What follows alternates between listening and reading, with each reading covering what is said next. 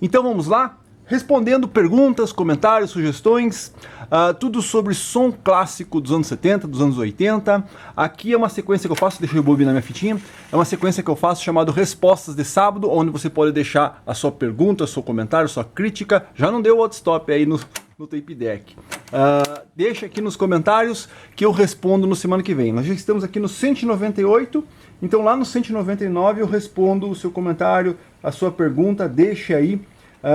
Que semana que vem eu respondo. Então dessa vez eu vou responder quem fez perguntas lá no 198, estou aqui com 198 e vou responder essas perguntas hoje aqui nesse vídeo para vocês. Lembrando, a gente só conversa sobre essa geração, anos 70, 80, alguma coisa dos anos 90, aquilo que vale a pena, nacional, importado, curiosidades, bate-papo, conhecendo, opinião sincera, tudo sobre essa geração. Tem interesse? Inscreva-se no canal, ative o sininho que você vai ser notificado quando eu lançar um vídeo novo.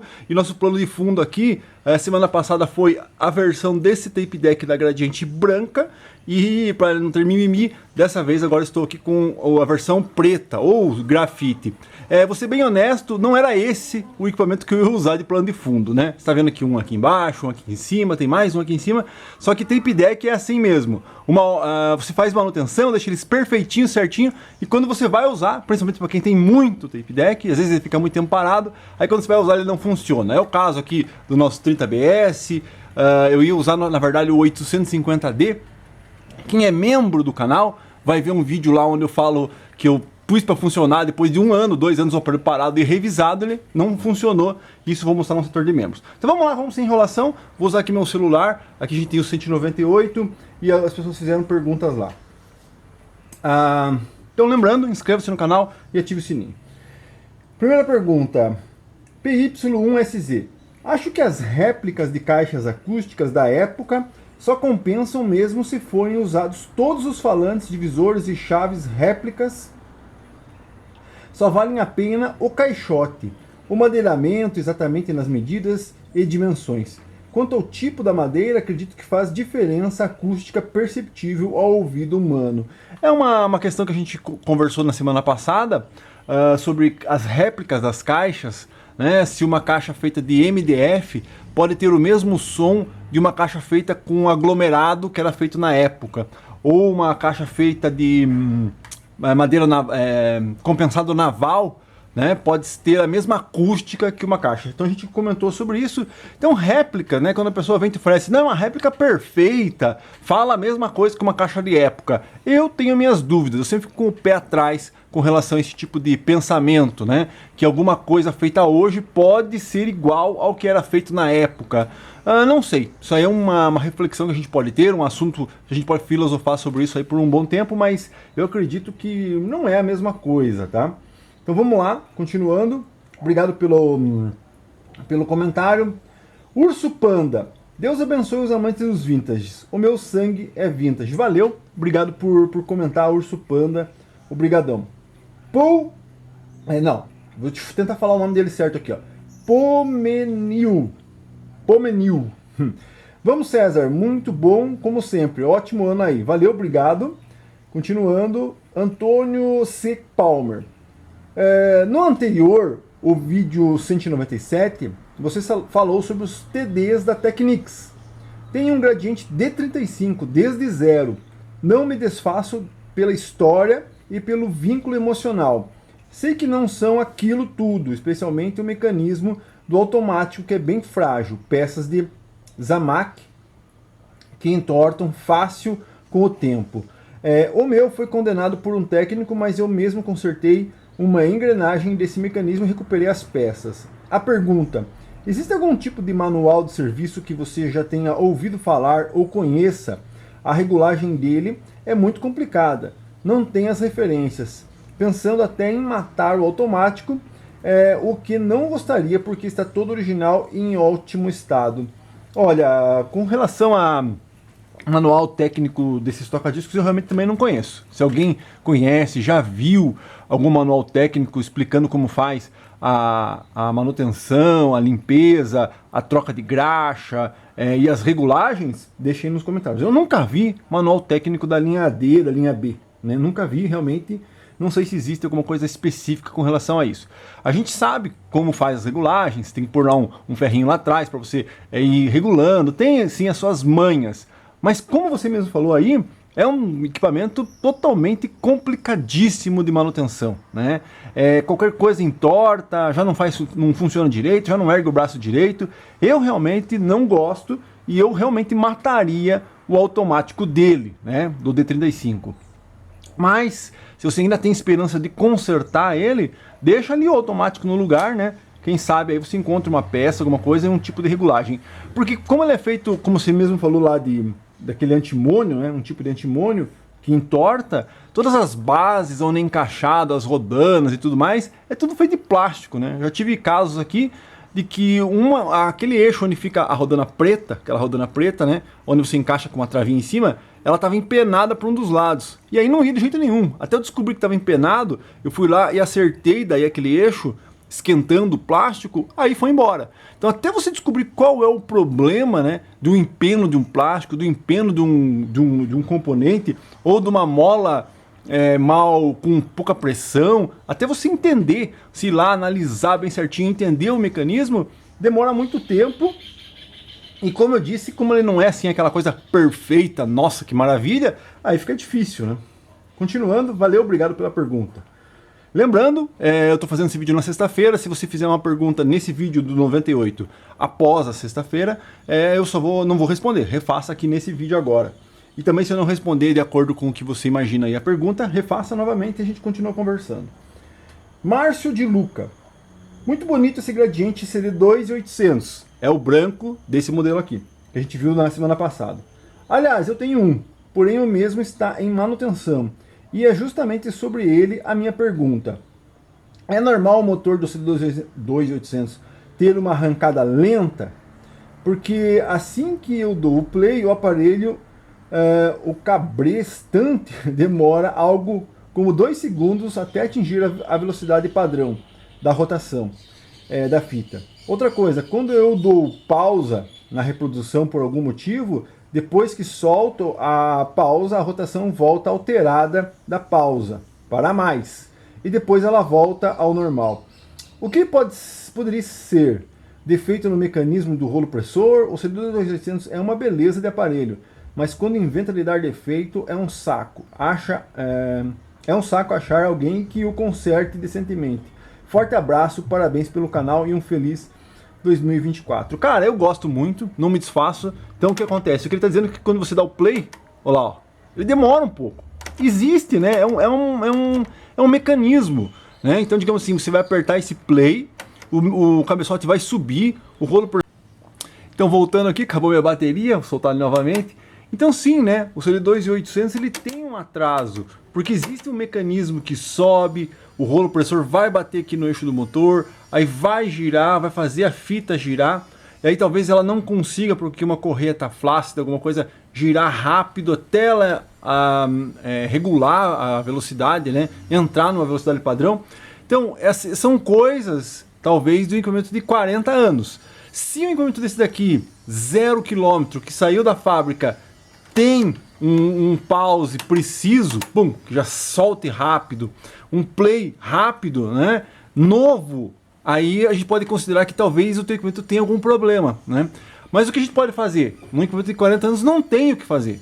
O que a gente pode fazer é colocar a correia certa, lubrificar o mecanismo, né?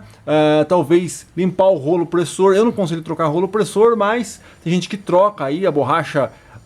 Na verdade, para suprir o mercado, as pessoas acabam fazendo de qualquer maneira, assim, entendeu? Então pega lá uma borracha que às vezes não tem qualidade, que solta tudo, que desgruda, ou que arrebenta tudo e começa a grudar na fita. Então, quando as pessoas percebem, isso é um ponto, né? Quando as pessoas percebem que tem uma peça que a pessoa está procurando, não, preciso comprar novo, preciso comprar novo, preciso comprar novo. Eles acabam fabricando uma peça assim, mas sem nenhuma qualidade. Às vezes, esse rolo pressor que está aqui, com o material que está aqui, ele foi elaborado, ele foi produzido, né? Como é que eu posso dizer? Foi feita uma engenharia nele aqui, ele foi testado para ver se o material ia aguentar, se não ia. E as pessoas hoje fazem os componentes faz lá com poliuretano, põe aí. Mas vai saber se não dá alguma reação com a fita passando, se com o tempo, conforme ele vai girando, ele vai esquentando e vai soltando. Então eu não aconselho trocar rolo compressor. Então eu acho que a gente tem coisas que a gente pode fazer num tape deck desse, que pode tentar melhorar ele, mas a gente não pode querer que ele vire 100%.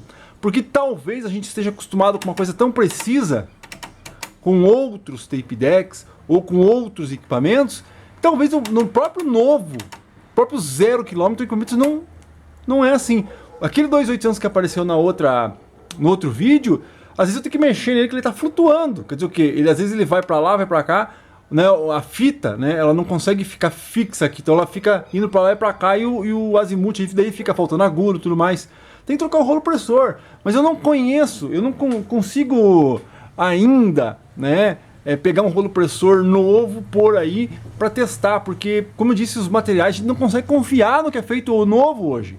Eu vou fazer vídeo, eu já fiz um vídeo justamente sobre isso, comentando sobre isso, peça nova, com relação a recap, eu vou deixar aqui na descrição, e já tem um segundo vídeo preparado, certo? Mostrando alguns detalhes de peças falsificadas, não com relação a som, mas a outras coisas que eu mexo aqui, e vou mostrar a diferença da qualidade de uma peça réplica de uma peça falsificada, de uma peça original, correto? Ou uma peça que foi falsificada, né? Só colocado a marca ali para poder vender porque as pessoas confiam naquela marca. E às vezes ela não é aquela marca. É complicado hoje em dia, tá? Então no teu tape deck, no teu caso, faça o que você pode fazer, que é trocar correia, lubrificar e tudo mais. E infelizmente é assim que vai ficar, né? Não tem muito o que fazer, não dá para confiar nas peças de reposição hoje. Essa é a minha opinião. Continuando.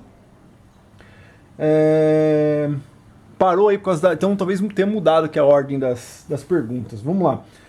José Santos. Olá, César. Com relação aos integrados que você mencionou aí, tipo do lift e do controle de velocidade, tem algum site que possamos importar? Me refiro ao Toca-Discos Technics. É outra coisa, cara. Outra coisa. Eu já comentei várias vezes aqui no meu canal sobre o 1450, né? Eu queria colocar o integrado do 1450 original. Fui lá, comprei, da mesma pessoa que vende as correias, certo? Não posso dizer que o integrado dele é ruim, mas eu dei azar. Por quê? Porque eu fui lá, comprei um integrado de época, né? Para poder colocar no meu equipamento para dizer assim, não, esse é de época, então não vai dar nenhum problema. Coloquei, durou 2 minutos, queimou de novo. Ah, mas então tem algum problema no teu circuito. Não existe o que dá problema no circuito para queimar o integrado. O que acontece? O integrado, com certeza, por causa da idade dele, acabou abrindo as pernas. Você entendeu? Então é difícil hoje você comprar um integrado, até importado, tem importado para venda desse mesmo integrado do 1450 que eu tô falando. Só que eu não tenho coragem hoje de importar por motivos que vocês já conhecem. Então, quando você precisa realmente substituir um componente, né, substituir uma peça, é muito difícil, né? Então o ideal mesmo é você tentar encontrar um outro substituto que faça a mesma função, mesmo que você tenha que fazer uma adaptação, alguma coisa. No caso do 1450, o nosso amigo Ed fez isso lá no 1450 que ele fez a manutenção, naquela saga da manutenção dele. Então o que aconteceu? Ele procurou encontrar um componente que fosse mais fácil de acesso e que se colocasse um queimasse, ia lá, compra outro, põe. Compra outro, põe. Agora imagine se pagar R$200 no integrado, coloca, queima. Aí você vai comprar outro. Não dá, né? Então, realmente eu não conheço site que vende integrados de boa qualidade, porque hoje em dia é difícil de confiar nessas coisas aí. É bem complicado esse assunto aí, tá? Miguel Antônio Navas. Boa tarde, César. Tenho uma dúvida. É normal certas fitas gravarem um canal mais alto que o outro, num tape, e em outro gravar normal? Grato, assisto todos os domingos seus vídeos. Muito bom. Valeu, obrigado. Com certeza, né? As pessoas que estão adquirindo fitas e comprando tape deck acham que é tudo que nem MP3, pôs lá, ripou, ficou perfeito. Não é, né? Então, normalmente quando você usava as fitas para fazer gravação, quando você fazia o nível de gravação aqui, regulei, beleza, o que se fazia? Você fazia um teste na fita antes, né? Claro, depois da cabeça limpa, rolo compressor limpo, tudo arrumadinho, tudo bonitinho, fita rebobinada, né? Indo para frente e para trás para não ter nenhum tipo de gordura, ou às vezes a fita está muito velha, você tirou do plástico, vocês sabem o que eu acho de tirar uma fita nova, de época, do plástico. A maioria das pessoas que sabem aí, se não sabe, me pergunta que eu vou te responder no próximo vídeo. Então, você pega uma fita, que você faz? Rebobina, vai para frente, vai para trás para soltar ela, se ela tiver alguma coisa grudada, alguma coisa, você solta, né? Dá uma boa abrida na fita, então rebobina, põe, grava um trechinho regulado, gravei, voltei, escutei. Se eu vi alguma diferença, aí eu vou ter que reequilibrar aqui com a diferença da fita. Era comum fazer isso, né? Você pegar a fita e às vezes, você está gravando um lado mais alto que o outro. Por quê, César? Por quê? Porque minha fita ali, ela tem uma diferença. E aí você... Por isso que é complicado também, pessoal. Por isso que é complicado também utilizar essas fitas padrão que o pessoal usa. Porque quando você põe uma fita padrão original é uma fita de calibragem, você põe aqui, ela provavelmente tem lá uma especificação para poder casar com vários tape decks. Quando você grava uma fita, muita gente fala assim, não, mas grava da original, é igual. Só que a fita é outra fita, entendeu? O material que é feito ali é outro. Então, digamos, você pode gravar e fazer os testes em vários tape decks, não, tá tudo perfeito. Mas pode chegar num tape deck que aquela fita, aquela marca de fita que é a cópia da original, ela não fique perfeita ali, você entendeu? Você vai ter que fazer uma reequilibragem. Por isso que eu falo, fita, o ideal é você começar do zero. Eu quero escutar fita. Começa do zero, compra um tape deck, saiba que ele está bom, perfeito, põe uma fita, grava, escutou perfeito e faz suas gravações e escuta nele mesmo, entendeu? Porque é difícil, o material é muita, como é que eu posso dizer assim, muitas coisas que podem dar errado. O tipo da fita, o material, o tipo da cabeça, o teu tape deck não casar com a fita. Aí você põe, meu tape deck tá lindo, maravilhoso, grava pra caramba. Agora comprei uma fita aqui que custa R$200. Essa aqui fita é boa. Aí você põe no teu deck, não grava nada. Por quê? Porque não casou lá com a cabeça, ou porque a fita tava velha e você comprou de estoque antigo. E aí me pergunta por que eu não abro fita velha. Então tem muitas variáveis aí, né? Então é complicado, tá? Então realmente, o que você pode fazer hoje? Comprei uma fita virgem, coloquei, gravei um trechinho, grava uma música. Tá bem equilibrado? Tá, beleza. Vou gravar e continuar. Não, tem uma distorção. Quer dizer o quê? Eu gravo certinho nos VUs, o meu deck tá calibradíssimo para todas as fitas, mas nessa fita ela grava uma mais alta que a outra. Você vai fazer o quê? Vai baixar um canal e trabalhar com o tape deck de acordo com a sua fita, depois de fazer um teste em uma música. Isso é o certo, na minha opinião, tá?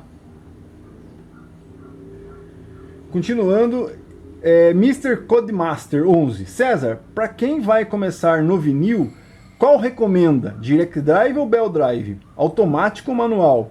Dê exemplo de alguns modelos que indica. Eu sei que para nós, audiófilos, o melhor é o manual, Bell Drive. Mas tenho receio de fazer a famosa cagada com os manuais e estragar meus discos. Cara, não sei muito o que te falar, entendeu? Eu iria de Direct Drive sem automático, certo? Totalmente mecânico, totalmente manual. Mas você está me dizendo que tem medo da tua mão levar o braço até o disco e estragar? Então eu acho que você deve ter mais medo de um automático, de um toca-discos vagabundo, ir lá e acabar caindo com tudo em cima do teu disco e pular a agulha 3 vezes no teu disco, ou então chega no final, né? Chega lá no final do teu automático, na hora de desligar, acabou meu disco, beleza, vai desligar. Na hora dele desligar, em vez de ele erguer e correr pro braço, ele não ergue, esquece de erguer, e aí vem raspando a agulha direto no teu disco. Eu acho que você tem que ter mais medo de uma peça, de um automático estragar o teu disco do que tua mão. Firme a mão aí, teste com o disco da Xuxa, vai testando, colocando o disco da Xuxa, vai metendo a mão, colocando, até você pegar firmeza na tua mão e usar os teus discos. Eu confio mais na minha mão do que num automático de toca-discos. Pode ser o automático que for. Uma hora ou outra ele pode dar algum problema, o lift não erguer, né? Tá indo lá, aconteceu alguma coisa na engrenagem, não ergueu o lift. Aí corre a agulha direto na hora de voltar no teu disco. Então, eu iria de Direct Drive e manual, full manual, certo? Beleza? PYSZ. O 15023 e o 15024 são bem parecidos que os transistores 15003 e 15004, porém trabalham com uma corrente menor, de 20 amperes para 16 amperes, e suportam uma tensão VCE maior, de 140 para 240 volts.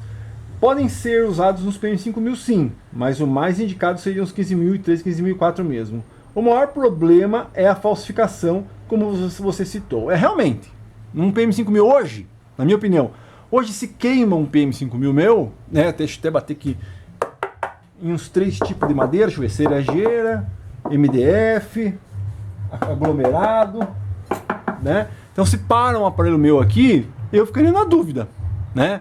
Eu sou mais, tem técnicos que vão dizer que não, você não pode fazer isso e tal, mas eu sou mais pegar um PM5000 velho que está com um transistor original, arrancar tudo e guardar eles para um eventual problema e já pôr transistor moderno nesse que está mais feio, entendeu? Então por isso que uma das coisas que eu vejo às vezes, né, nos vídeos aí de técnico e tudo mais, o cara pega uma carcaça, mas uma carcaça de um aparelho feio lá, e daí não, mas o cliente quer que ponha transistor original. E o cara gasta um transistor original, né, bom, de época, né, e num equipamento velho, feio. Eu sou contra isso, entendeu? Já que ele tá feio, velho, faz o seguinte, faz que nem alguns técnicos aí, arranca tudo, guarda o que tem de bom nele e põe tudo coisa nova nele, né? Porque já não tem mais valor, porque ele tá feio, não tem mais valor. Esse negócio de que, tá com a eletrônica original, mas é uma bagaceira por fora, não sei se tem algum nexo, né? Como eu disse, eu prefiro pegar um PM5000 que esteja bem feio e arrancar todos os transistores original e guardar para quando eu precisar para algum meu bonito, entendeu? Então, tipo, são coisas. E realmente, a reposição, né, de componente, antigamente, os transistores não eram os problemas, né? No PM5000 não tinha problema praticamente de fazer manutenção, certo? Você tinha todas as peças, confiava nas peças e tudo mais. Os maiores problemas eram, né, nos anos 90, nos anos 2000, os maiores problemas eram os integrados específicos, né? Então você pega o integrado específico do VU desse 30BS, ou no caso, sei lá, de um Marantz, ou algum integrado específico, eram os problemas. STK, né? Pega os Marantz da linha SR, que eu não acho que aquilo não é Marantz, e com STK, né? E não é um problema do STK. O STK é um componente bom. O problema é que não tem substituição, né? Então, substituição confiável. Então, o que acontece? Antigamente tinha problemas, mas hoje em dia, cada dia que passa, tem mais problemas. Mais e mais. E as coisas vão se resolvendo, né? Porque teve um hiato aí, para quem gostava de tape deck, gostava de consertar tape deck, teve um hiato que você não encontrava mais correia. Né? Então, tipo, um aparelho desse daqui, lá nos anos 90, você fazia manutenção nele. Mas nos anos 2000, ninguém mais vendia correia, certo? Porque um deck desse valia quanto? 30 reais? Quem queria vender um jogo de correia para um deck desse? Ninguém, entendeu? Então sumiu as correias. Quem comprou os estoques antigos guardou para ele mesmo. Então, nos anos 2000 até 2010, se você fosse fazer manutenção num tape deck desse, você sofrer, não ia ter correia. Hoje tem correia boa no mercado para fazer substituição desses equipamentos. Então o mercado se qualifica a te trazer peças boas, né, para você fazer reposição. O problema é que até essas peças boas se solidificarem no mercado e você saber que realmente é boa, como a gente sempre fala. Eu cheguei a comprar correia daqueles lotão lá da China, que é câmera cortada, tudo torta e tudo mais, para tentar salvar os tapes. Quando eu comecei a comprar lá do Ruby King, né, e vi, porra, isso aqui é bom, isso aqui vale a pena pagar mais caro. Tá certo que agora explodiu os preços das correias aí, mas, putz, valia a pena você pagar num kit completo, não precisava ficar assim, essa aqui, põe aqui. Tá muito flácida, tira, põe outra menor, entendeu? Até você acertar a correia certa. Ali você compra o kit, pôs aqui, fechou. Talvez um ou outro tape deck, ele não consiga casar com a... Então voltando aqui, ó, meu deck tá sem o auto-stop, eu vou voltar pra gente começar a escutar ele novamente. Então antigamente você não tinha as correias e tudo mais, então até essas correias se firmarem no mercado e você perceber que realmente são coisas boas, um ou outro tape deck que você põe às vezes a correia não fica bom e tudo mais, então demorou muito. Por que isso não pode acontecer com transistores, né? Aí eu pergunto, quem que vai querer botar a cara e fabricar transistores de época para você pôr iguais, com as especificações de época, com a qualidade de época, né? Vai ser difícil. Então, eu nem me perdi aqui qual era a pergunta, tá? Mas os 15.000, a única solução hoje, né, para esses componentes que você não encontra mais, é você substituir por alguma coisa que ainda você encontra de boa qualidade, que é o que o pessoal faz aí. E mesmo assim, às vezes não dá para confiar, né? Porque quando as pessoas percebem que aquilo está sendo vendido, ó lá, tá vendendo bem, aí começa a falsificar, que é o vídeo que eu vou deixar na descrição sobre falsificação, e um próximo que eu vou falar ainda sobre falsificação, tá? Vamos lá. Mr. Codemaster. César, já ouvi falar na linha FH da Sony. O que você acha deles? FH10W, FH15W, FH150R? Existe outro aparelho da linha comum da Sony ou das concorrentes Japa, Pioneer, Samsung Technics, com um visual bem retrô, oitentista, que tem nesses Sonys FH, cinza, quadradão, VUs espectros em LED colorido, pois eles são muito pequenos para usar em um rack. Cara, eu tenho os catálogos da linha FH da Sony, posso fazer um vídeo aí, alguma coisa a mostrar, tá? Mas são equipamentos dos anos 90, final dos anos 80, início dos anos 80. Nesse tipo de equipamento que você, bate aqui, nesse tipo de equipamento que você vai encontrar problema aí, né? Com bastante componente aí, então realmente eu, né, não teria, não compraria, porque, cara, vou ser bem sincero, na época que o pessoal vendia, tem um FH que vinha um CDzinho bem pequenininho, umas caixas com alto-falante quadrado, se eu não me engano, era bem legal, um amplificadorzinho e tudo, mas quando as pessoas chegavam pra mim e vendiam esse systemzinho, isso aqui não quero mais, vou comprar um Aiva com 3 CDs, quanto você me dá? Dá 50 aí, fica com ele. Pô, vale a pena, compra por 50, tenta arrumar, beleza, tal, se der algum problema, tipo, vendi, né, comprei por 50, vendi por 150, o cara voltou, deu problema, devolvo os 150, pega o aparelho e joga num canto, que era o que mais acontecia. Por que eu tenho bastante sucata? Por que existe bastante sucata por aí? Que era isso que acontecia. Mas você pagava 50 e vendia por 150 e aí devolvia o dinheiro pro cara e beleza, perdi 50. Mas hoje os caras pedem quanto no aparelho desse? R$1.000? Beleza, então. Vou pagar R$1.000 nesse Sony. Beleza, comprei, aí fiz tudo que fazer, vendi pra alguém por 1.200, por 1.300, por 1.500. Aí deu problema. Aí o cara vem, vou devolver. Devolve 1.500 pro cara. Perdi R$1.000. Você entendeu a diferença de você perder R$1.000 e perder R$50? Então, quando essas coisas eram baratas, né, os Akai, A35, por isso que eu sempre bato numa tecla. Esse tipo de equipamento, a A35, Technics SA190, 290, você não pode ter preço. Na minha opinião, não pode ter preço. Você tem que ser barato, porque você usa até acabar. Acabou, joga fora. Os 30BS da Sony, né, STR 30BS, 20BS, talvez tenha conserto, talvez o cara que queira consertar, conserte, vai lá, luta, conserta, mas são equipamentos problemáticos.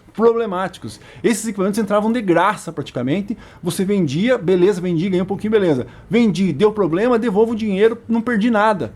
Mas agora você gastar uma fortuna num Technics desse, comprar por uma fortuna um Technics desse, né? Pesquisa aí, SA190, 290, acho que o 190 ainda tem conserto, mas o 290, se eu não me engano, não tem mais. E o STR 30BS, 20BS, a KA 35, né? Então esse tipo de equipamento, infelizmente, que é o início da era digital, dos equipamentos mais complexos, com componentes específicos dedicados a eles, não pode ter valor, porque a hora que parou já era. Dá pra consertar? Dá, mas quanto você vai gastar pra consertar uma encrenca dessa? Uma fortuna. Então não adianta, eles não podem ter valor, na minha opinião. Você entendeu? Então, a linha FH da Sony vale a pena, mas por preço bom, porque senão você perde o dinheiro que você está gastando lá. User FX2. Boa noite, César. Tenho as caixas GX12 Sony e uso drives no lugar dos MIDI Ranger. Seria melhor usar MIDI Ranger tradicional de imã? Lembrando que os woofers são JBL e uso uma Cygnus PA1400X. Obrigado. Atenção, Cristiano. Cara, você já alterou a caixa, né? Então a caixa já está alterada, já não tem mais o woofer original. Já não tem mais nada original. Então, acho que não vale a pena. Mantém aí, você só está usando a estrutura da GX12. Eu confesso que a GX12... ela é uma caixa boa, mas para você usar dentro de casa, residencial e tudo mais. Se você quer dar pancadão, escuta aí os funk pancadão, sertanejão batidão, vai para caixa profissional, meu, você entendeu? Porque a GX12, ela tem um médio legal, tem um tweeter legal, o woofer dela é um pouco fraco e ela é suspensão, né? Suspensão acústica, não, na verdade ela é suspensão acústica, mas ela é bass reflex, porque ela tem aquele duto quadrado embaixo lá. Só que é uma caixa que é mais uso residencial. A GX12, se eu não me engano, ela era justamente dos conjuntos, do 30BS, né? Dos conjuntos do 30BS. Era vendido separado, era tal, mas não é uma caixa que você vai aguentar dar muito pau nela, entendeu? Então vai pra caixa profissional, já que a GX12 tem woofer de 12 profissional no VIC, JBL, mantém as cornetas aí, não adianta voltar o que ela era antes, porque ela não vai, com certeza, ela não vai suportar o que você está usando aí. Um PA 1400X, se você chegasse para um vendedor de época, dos anos 80, ó, vou comprar esse PA 1400X, que caixa você me recomendaria? Ele nunca ia te recomendar uma GX12. Você entendeu? A não ser que ele conversasse bem com você e entendesse que você quer uma potência para ter limite, digamos assim, para usar ela fraca com tolerância, bastante tolerância. Agora, se ele perceber lá que você vai dar cacete na caixa, ele já não vou vender. Porque antigamente eu tinha que dar garantia. Então, tipo, qual o volume que você vai usar nessa caixa aí? Eu vou usar isso aqui, ó, pá, tolava o som. Não vendo. Eu, pelo menos, seria assim. Né? Se eu percebesse que a pessoa ia dar um cacete lá e explodir as caixas, eu não vendo. Faz o seguinte, compra o PA 1400, mas vai procurar uma caixa profissional, você entendeu?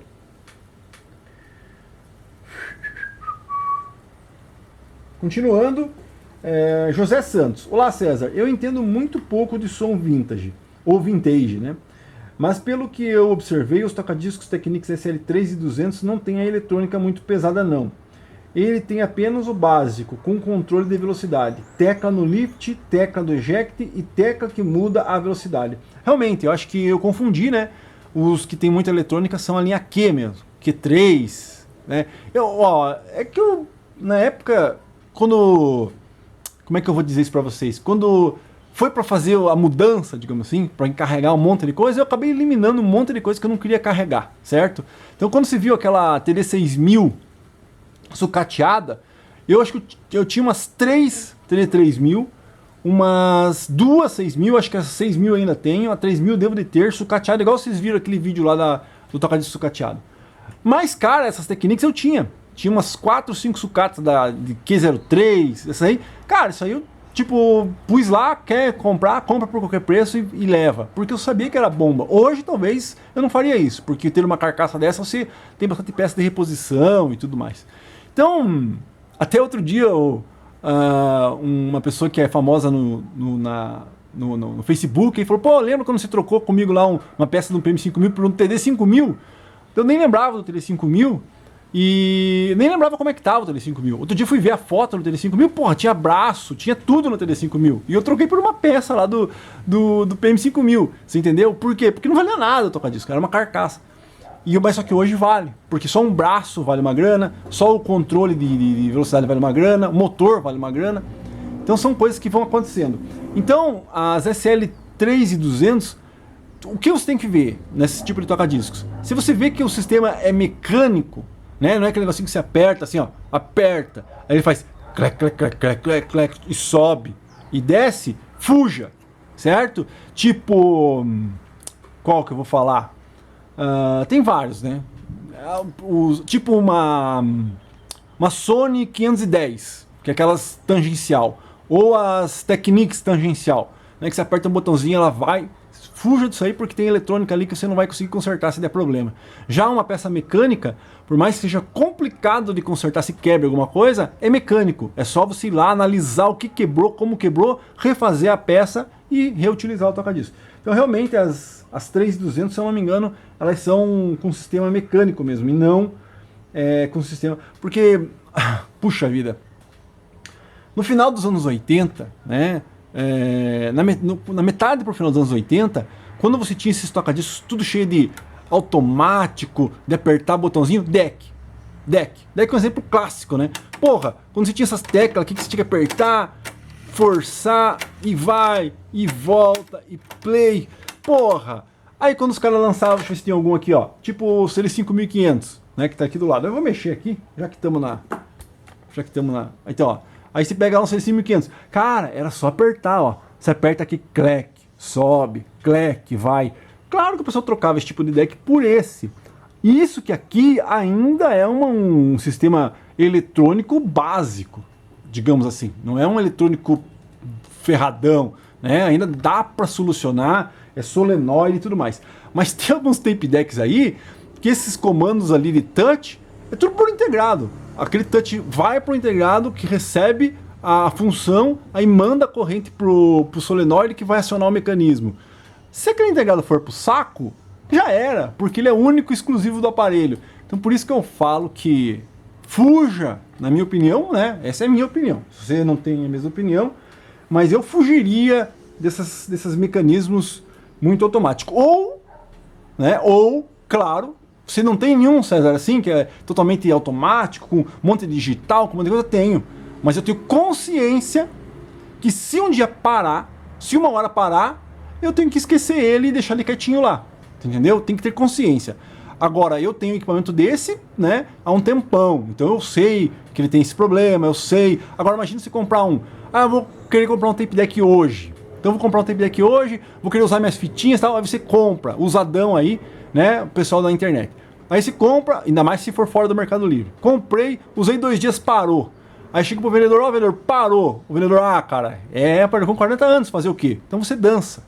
Entendeu? Então se você não tem experiência com relação a esse tipo de eletrônica, ou então se estiver pagando barato, cinquentão, cara, é muito assunto, mas teve uma época que esses decks totalmente, tipo HX44, que é Sony 510, isso aí, cara, nem por 20 reais você não vendia. Nem por 20, os caras não queriam, porque não era bonito, não tinha VU, não tinha nada, então nem por 20. Então aí sim, vale a pena comprar, ir lá, usa, parou, joga fora. Mas agora os caras pedem quanto 1.000 hoje num deck desse. Só que você paga os 1.000, paga, mas o vendedor tem que te dar consciência, o vendedor teria que dar consciência que são decks que são finitos. Você entendeu? São finitos. Você vai usar ele, pode durar mais 10, 20, 50, 1 milhão de anos. Mas pode durar 1 minuto, parar e você nunca mais conseguir consertar ele. Entendeu? Isso teria que ser claro e objetivo na hora de vender um equipamento desse. O vendedor teria que ser claro, porque tem muita gente nova que não conhece essas tecnologias que está comprando, entendeu? Continuando. Alberto Souza. Então, se eu não respondi direito a sua pergunta, refaça que semana que vem eu respondo novamente. Olá César, boa noite, parabéns pelo trabalho. Tenho dúvidas quanto ao som valvulado, em comparação aos transistorizados dos anos 70 e 80. São mais flat ou mais aveludados? Li também que depende das válvulas usadas. É isso mesmo? Abraço. E um feliz 2024 com muita saúde. Bom, vocês sabem que aqui nesse canal eu gosto de indicar outros canais, porque a informação boa, bem explicada, bem dita, pra mim você tá indicando outro canal pra quê? Porque o cara daí não vai assistir os vídeos, vai assistir outro. Cara, eu não ligo pra isso, entendeu? O importante é informar o cidadão que tá aqui atrás. Pra que quando ele venha comprar alguma coisa, ou venha conversar comigo sobre alguma coisa, ou fazer uma pergunta, ele já esteja num nível acima, né? Não estou dizendo que você está num nível abaixo, tá? Eu só estou tentando explicar por que eu vou indicar um outro canal para te responder essa tua pergunta. Então eu indico o canal Douglas N High Lo-Fi. Ele falou muito bem lá sobre equipamentos transistorizados e valvulados. Basicamente, qual é a diferença, né? Muita gente fala assim, não, valvulado é melhor, porque dá um som mais gostoso e tal. Só que você tem que entender o que vai servir para você, tá? Então assista os vídeos dele lá. Porque se você quer um som de qualidade, né? Se você quer um som que reproduza fidelidade igual ao áudio, então se eu tô, não adianta nada você ter um disco. Nossa, esse disco aqui foi gravado minuciosamente, tem 300 mil microfones, um em cada instrumento, numa acústica, não sei o que. A minha agulha é super fidélica, ela é super fiel ao que vai captar do disco. Então eu quero escutar exatamente o que foi gravado lá no teatro, não sei aonde, eu quero escutar exatamente. Beleza, aí o cara põe a tocar disco e tal, aí o que é? O amplificador dele é valvulado. Você já não está escutando aquilo que saiu o que foi gravado no teatro, você entendeu? Por quê? Porque o valvulado ele altera, ele incorpora. Pode ser bom para o teu ouvido, pode ser bom para o meu ouvido, mas pode ser que não seja bom para um outro ouvido, né? Por quê? Porque ele vai alterar aquele áudio. Então, basicamente, o que acontece? O valvulado ele incorpora, ele deixa um som às vezes morto, minguado, um som mais encorpado, mais bonito, ele altera o áudio. Agora, se você quer escutar exatamente aquilo que foi gravado, aquilo que foi tocado naquele teatro, ou em qualquer outro lugar, ou naquela mixagem que foi feita naquela tua banda lá super poderosa, você quer escutar exatamente o que foi feito ali. Mesmo que não tenha grave, mesmo que não tenha agudo, mesmo que não tenha, que esteja fraco de alguma frequência, você vai ter que ir para o transistorizado, certo? Esses são de alta fidelidade. Já o valvulado não, o valvulado ele pode encorpar. Por que valvulado é usado em guitarra, esse tipo de coisa? Porque ele vai usar, em vez de você ter aquela guitarra comum, exemplo, se eu tenho dois guitarristas iguais, tocando a mesma nota, só que um tá com uma caixa valvulada e o outro tá com uma caixa transistorizada, aquilo que o cara tá tocando tá saindo no transistorizado. Só que aquele cara que tá tocando a mesma coisa que o cara da transistorizada tá tocando, se ele tá numa caixa valvulada, o som parece, nossa, o guitarrista é foda, olha só o som que ele tá tirando, olha o timbre que ele tá tirando. Diferente do outro, mas não é o mesmo guitarrista, o mesmo acorde, a mesma guitarra, tudo igual, só que o amplificador está mudando o áudio ali. Então basicamente é isso. Então se você quer fidelidade, quer escutar exatamente o que foi gravado, transistorizado. Se você quer incorporar o som, fazer o som mais amplo, tal, aí talvez você possa adquirir um valvulado, mas como eu disse, como ele altera o áudio, pode ser bom para os teus ouvidos, como pode ser ruim para os teus ouvidos, entendeu? Então, a chance de às vezes você comprar um equipamento desse e não se adaptar a ele, pode ser grande.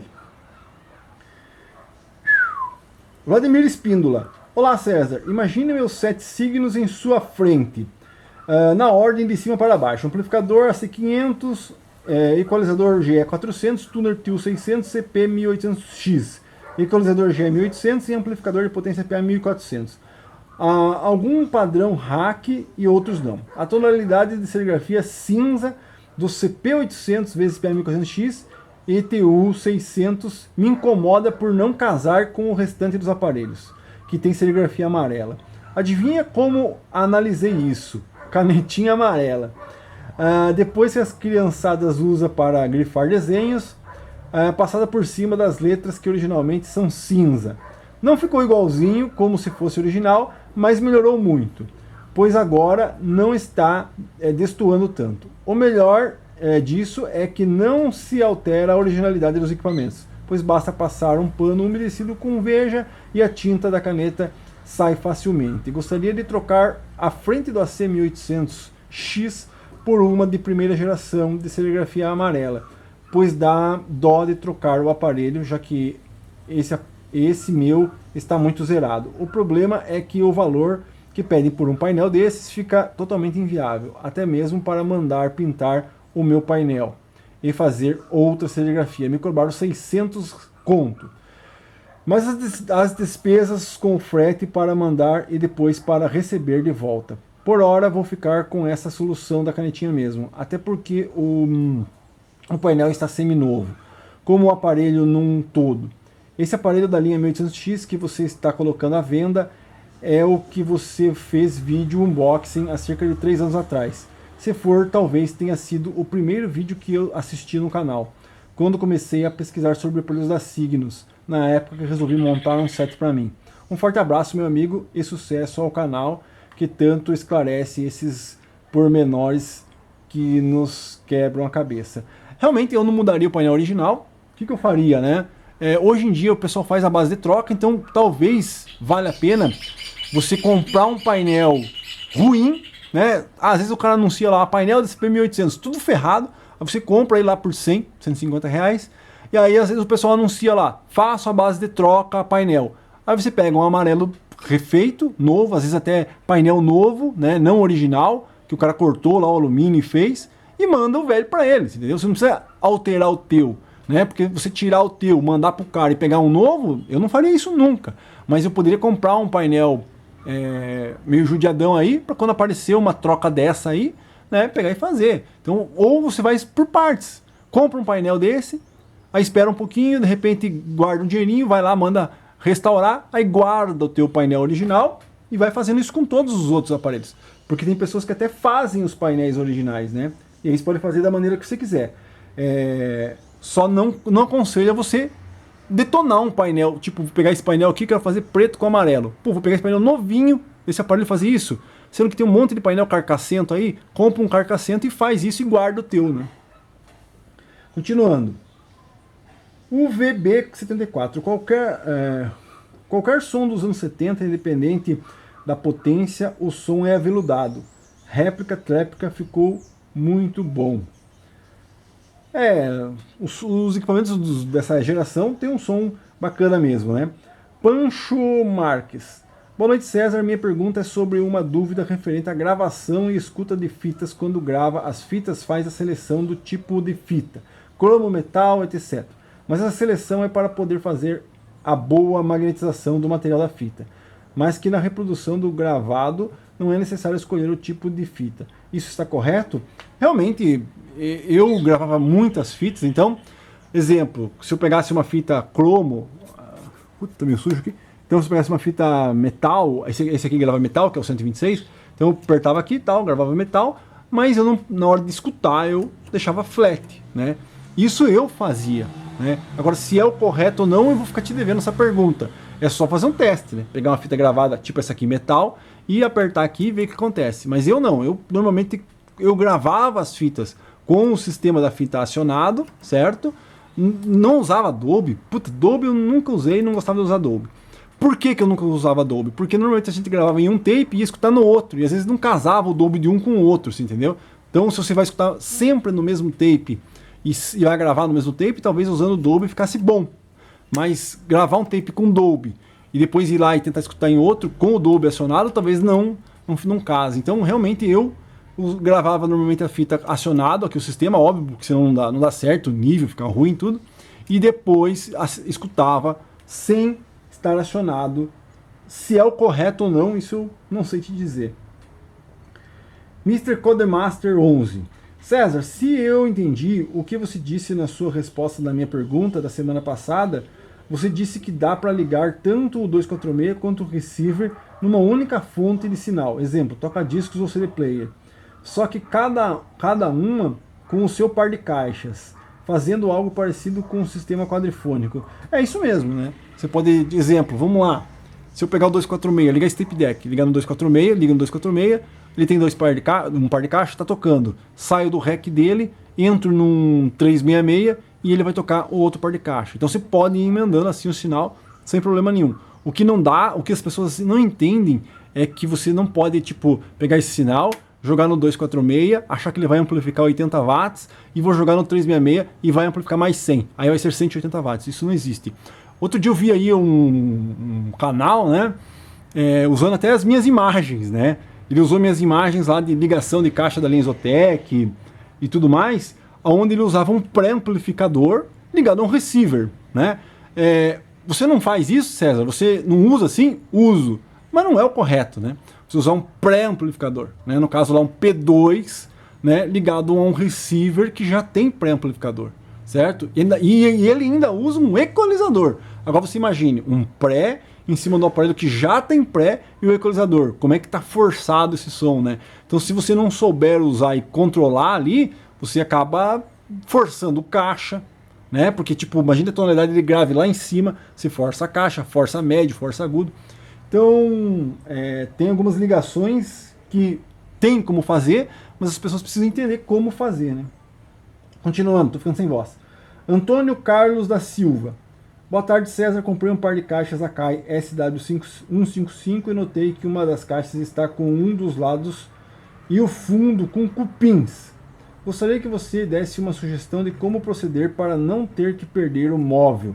Acredito que esse problema seja um dilema para muitos. Pois é, muita gente pega... Ó, fazendo um barulho. Tá acabando a fita. Então o que acontece? Muita gente pega esse tipo de caixa, faz uma madeira nova, e é aquela discussão que a gente teve na semana passada. Fazer uma estrutura nova vai alterar o som ou não? O que eu faria, né? Vocês já viram várias vezes eu fazendo, é fazer a raspagem da caixa. Primeiro passo o gimo cupim, para matar os cupim e tal. Raspo a caixa, mantenho a estrutura interna original e faço o acabamento externo.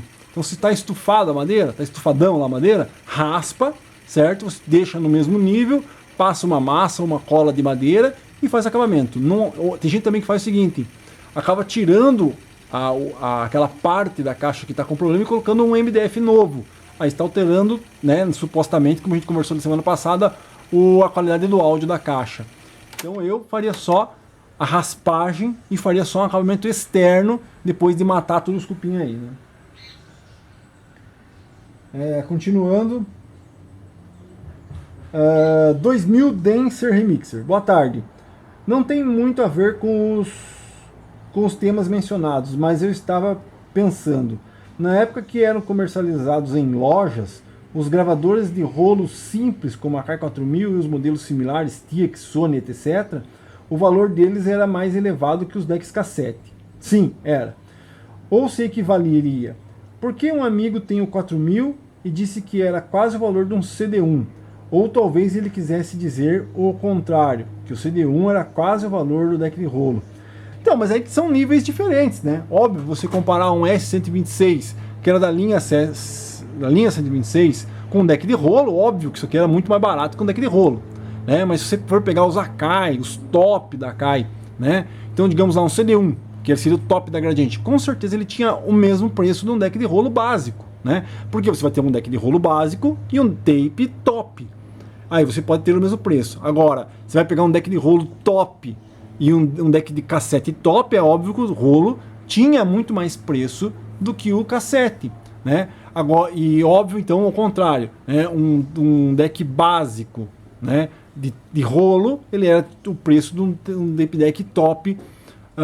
Já um tape deck básico não tinha preço para deck de rolo daí, né? Vamos lá, quarta emenda já. Isso, tomara que não acabe minha... Esse vídeo vai ficar longo, né? Deixa eu ver se tem mais alguma pergunta aqui para ter. Vamos lá. Mr. Codemaster 11. O que acha das caixas Sony New Sigma? Pegaria elas reformadas ou uma Polivox 145 com um valor mais caro, mas que precisa reformar? São duas caixas totalmente diferentes, não tem como comparar. New Sigma eu particularmente não gosto. Ela é uma caixa selada, base... com suspensão acústica e selada, então ela é uma caixa para você usar dentro do teu apartamento, lugar pequeno, com uma qualidade de som graves e tudo mais, em baixos volumes. Já uma Vox 145, para você excitar ela, para ela começar a tocar grave e tudo mais, você tem que injetar a potência, vai ter que ter potência. Então são caixas totalmente diferentes para usos totalmente diferenciados, né? Então o ideal era dar uma pesquisada aí um pouco melhor sobre caixa, porque, como eu disse, a New Sigma é uma utilização totalmente diferente. Se você for usar um PM5000 na New Sigma, a chance de você dar alguma zica é muito grande, entendeu? Já um PM5000 nas Vox 145 vai legal. Então são caixas bem diferentes mesmo, tá? César, cadê o vídeo comparando vinil com CD? Aliás, qual o melhor CD player dos anos 80 e 90, fabricado no Brasil? E qual é o melhor da Sony? Cara, não fiz vídeo ainda comparando, vou pegar aí e fazer.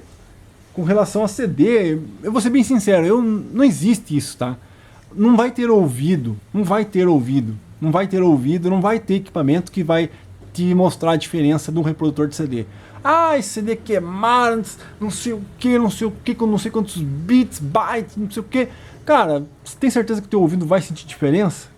Tem certeza que se você pegar um L65 da Sony, básico, um CDP 27, sei lá, um CDP 28, básico da Sony, colocar para tocar o CD, e você pegar um supra-sumo extra, super foda, CD da Marantz ou qualquer outra marca aí, e colocar para tocar, você acha que o teu som que você tem aí, o teu receiver S95, né, as tuas caixas New Sigma, vão te dar essa diferença?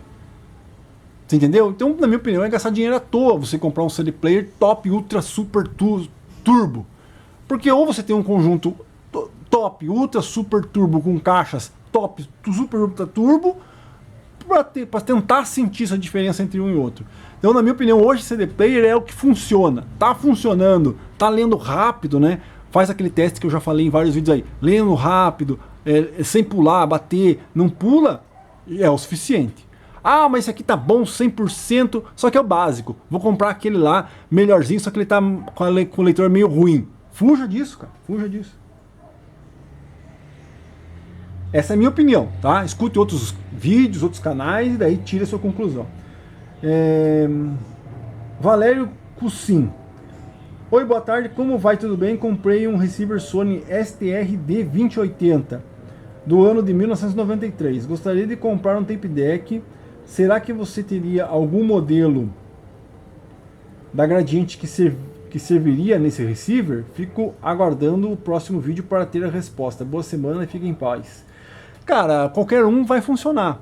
Teu equipamento tendo a entrada tape monitor, qualquer tape deck, esse vai funcionar, esse vai funcionar, esse vai funcionar, qualquer um vai funcionar. A questão mais é você tentar encontrar um tape deck que case lá com o teu equipamento, que você ache bonito. Você já percebeu que aqui a gente não gosta muito de casar, né? Tem um prata, um preto, na verdade assim, ó, um prata, um cinza, um preto, um prata, né? Então a gente não leva muito esse negócio de linha, você tem que casar, tem que combinar, né? O que tem que combinar para mim é eu gostar. Eu acho esse modelo de tape deck, na minha opinião, tanto o CD2800 que apareceu no vídeo passado, como esse que eu estou escutando aqui, são os equipamentos que eu não venderia. Esse aqui eu não venderia, o 2800 não venderia, o 2800 modelo exportação também é um dos últimos que eu vou vender. Por quê? Porque eu acho muito mais bonito esse tape deck do que o CD3700. Putz, deixa eu ver aqui, ó. 3700 que está aqui, ó. Entendeu? Então eu provavelmente vou colocar esse 3700 à venda, vou colocar o outro 3700 à venda, né? Vou colocar também esse CD Studio 660, talvez eu coloque ele à venda. Esse 30BS talvez eu coloque ele à venda, mas esse aqui eu não vou colocar ele à venda, porque eu ainda tenho o receiver dele e eu acho um conjunto muito bonito. Esse tape deck aqui, na minha opinião, é um dos mais bonitos, né? Então, mas não é o melhor. Esse 30BS é muito melhor, César. O Studio 660 é muito melhor, mas eu acho esse aqui mais bonito. Então, ele não iria embora tão fácil aqui da minha coleção, tá? Então, eu aconselho você primeiro ver uma coisa que te agrade, o visual, né, que te agrade, e depois encontrar um equipamento que esteja bom, que visivelmente, ó, tenha tampinha, as teclinhas não estão manchadas, não estão com desgaste do dedo, né, os views estão bonitos e tal. Mas é o mais básico. Melhor assim, mais básico, bem conservado, do que pegar um top de linha tudo judiado, né? Mas realmente um que case com o teu receiver, realmente nem sei se existe, tá? Vamos continuar aqui. Mr. Codemaster, né? César, o que você acha do Sony LBT A20? É um bom aparelho dos anos 90? Cara, é System, né? Já é a era System, já é aquela era System onde isso aqui já foi dispensado, né? Realmente eu particularmente não vejo nada. Na minha época isso aí a gente vendia muito barato, hoje em dia o pessoal dá valor, tem colecionador para isso, mas realmente equipamentos dos anos 90 para mim. PY1SZ. O A1 é o melhor para grave com comparação aos outros três clássicos da época. Isso se usar no conjunto com o P1, pois ele consegue excitar o A1 e extrair o máximo que pode dar. Já usei ele com o CM5000 e não rendeu tudo que ele rende. Essa não é somente a minha opinião. Aqui no Rio, na década de 90, as equipes de baile funk, eu tive uma, que o que mais importava era o grave, 80% usava os A1, 15% usavam o PM5000 e os outros 5% usavam os M1000. Eram raros encontrar H2 e os Advance 500X. Pois é, não, né? Então cada equipamento, putz, tem bastante respostas aqui para ele, né? Não vou conseguir ler porque o vídeo já está explodindo aqui. Uma outra hora eu leio aqui as respostas. Mas o que vai acontecer? Pois é, cada um tem aquele negócio de que a experiência, né? A experiência de usar um com o outro, um com aquele com o outro, faz com que a pessoa goste mais do que um do que o outro. Então você colocar os equipamentos na bancada e dizer esse aqui é melhor e porra, esse é melhor e acabou? Não, né? Às vezes o cara que usou um PM5000 a vida inteira e de repente ele usou um A1, não, A1 não é bom. Mas por quê? Porque ele usou o PM5000 a vida inteira. Então ele tem aquelas experiências com o PM5000 que trazem para ele que o PM5000 é melhor de som, você entendeu? Então simplesmente colocar os dois equipamentos em bancada e dizer que esse aqui é melhor do que aquele é difícil, né? Cada um tem uma experiência diferente com os equipamentos, usou de uma maneira diferente, um ambiente diferente, uma caixa diferente, e aí são experiências, né? Eu vou ser bem sincero, eu dou mais valor a experiências, né? É uma pena a gente estar perdendo pessoas que usaram esses equipamentos na época profissionalmente para dar a sua opinião, né, a sua história com relação a isso, a gente está perdendo isso. E tem muita gente aí que nunca escutou um PM5000, ou que escutou uma vez ou duas, escutou 2 vezes um a um e quer dar a sua opinião. Não, esse aqui é muito melhor. Não, e ponto. Não, né? Cada um tem sua experiência. Então, escutou uma vez só, cara. O cara escutou, nunca escutou, ou nunca teve o aparelho e quer dar opinião. Então, é complicado, né? Então, sei lá. Zueli Kitron. Boa Cezão, fiz ano novo, mas fala aí, feliz ano novo, mas fala aí, quando o gosto, o que, por que gosto, sei a resposta. Não entendi muito bem. Mas em questão de potência, som, ou melhor, faz algum vídeo aí, gradiente 246 vezes caixa ativa Lex 12. Falo DBS. Não entendi muito bem, né, mas realmente caixa ativa é só para carregar mesmo, né? Porque não serve para muita coisa. Rodolfo que deu parabenzinho, valeu. Se eu não respondi direito a tua pergunta, refaça para semana que vem. Samuel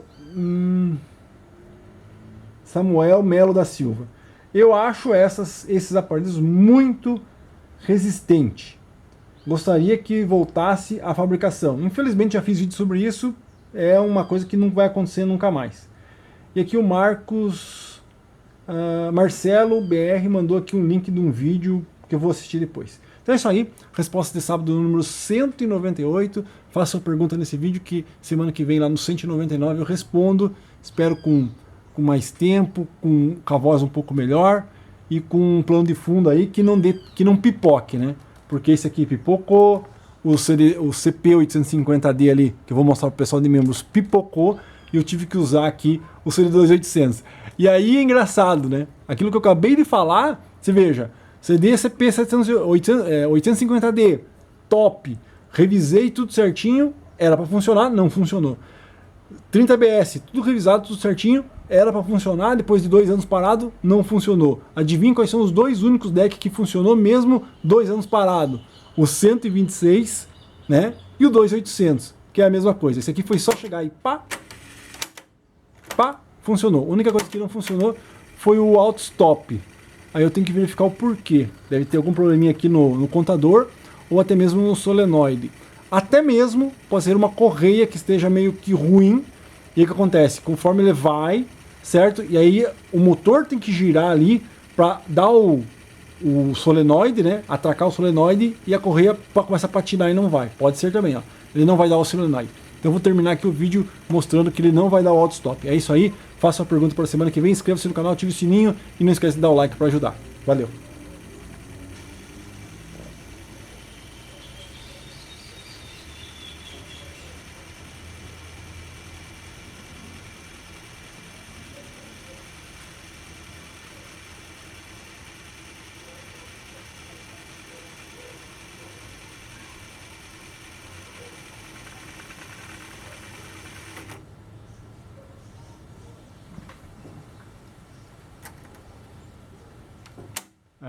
Nem o barulho do solenoide não faz. É isso aí.